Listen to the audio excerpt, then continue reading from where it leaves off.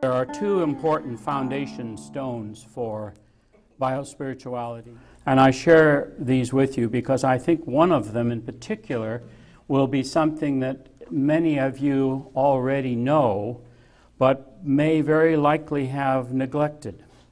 People who try to journey into their own spirit, into their own identity through BioSpirituality, and to find themselves in this larger body.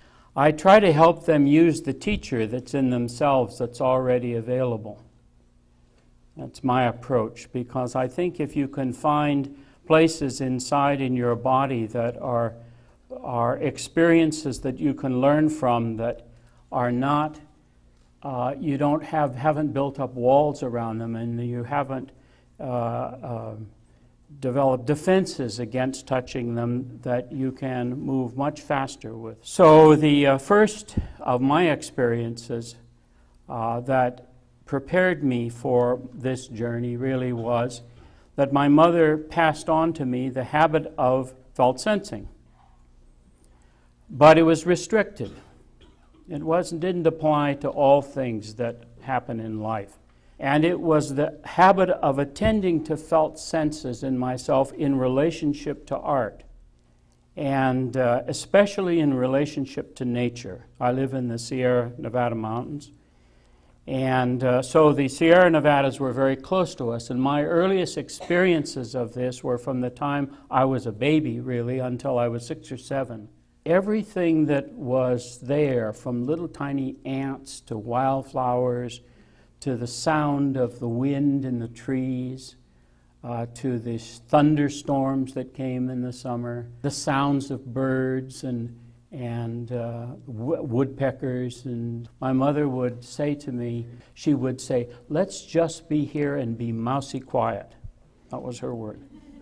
Be mousy quiet with those and notice what happens inside, which was a wonderful gift from her.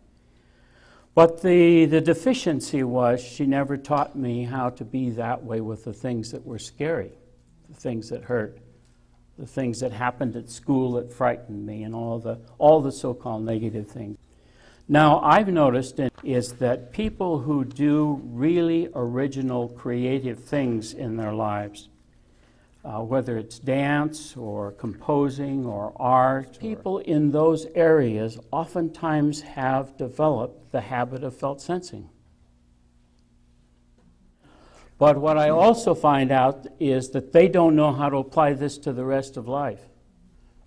The reason that that's important, to go back in your own experience, or maybe today you have like a hobby where you do wood crafting in the basement, whatever it may be, that's an inner teacher and a wisdom teacher that you need to go back to and learn from. Because that teacher has the feel of what needs to move out in your life. It means you haven't built up any walls or defenses against learning from that place inside. So that is really a source of tremendous growth, a possibility of growth inside you, because your life hasn't presumably built up a lot of defenses against that, because that's one of those areas where you were able to get out and fly. The second foundational stone was the experience I describe in the book that I wrote in 1993, Beyond the Myth of Dominance. And I describe this in a chapter called A New Body Can Be Born. I tell of an experience when I was 15 years old in these mountains, where a profound felt sense of the beauty that I was in. And what came was a whole different story or message in myself. But let me read you just what came as the best I could put it in words, because in it I see now when I go back to it the basic foundation stones of BioSpirituality, the habit of caring, feeling presence, and the habit of felt sensing are two sides of the same coin. And here's the way I described it. Whatever you hunger for is right in the rock being a rock, the grass being grass, the tree a tree. The flower has only to be a flower to be whole, to be in harmony with everything else. But how does a person just be human?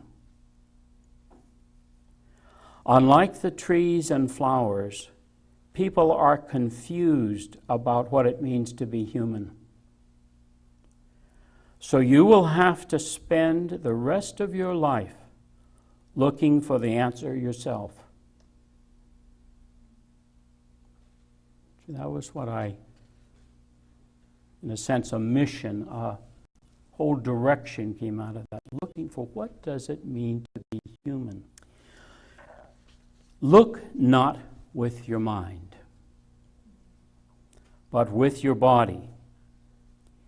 If you can find a way to live in your body and not reject any of it, there's the caring, feeling presence. There's the beginning of that realization. And not reject any of it. Then you will be guided into discovering the wisdom you sense in nature all around you. Your own body is the key that will tune you into this vast and awesome presence, the source of all wisdom.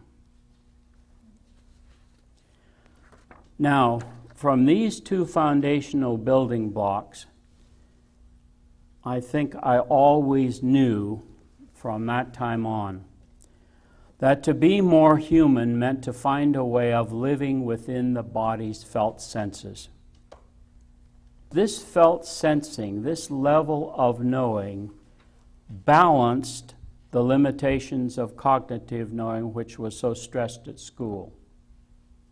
I knew right away there was more to being more human and more whole than what I was getting at school.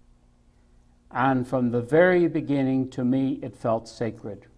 So when in the late 60s, Genelon's early writing came across my desk, I was ready for him. I committed myself to living, focusing as a way of life.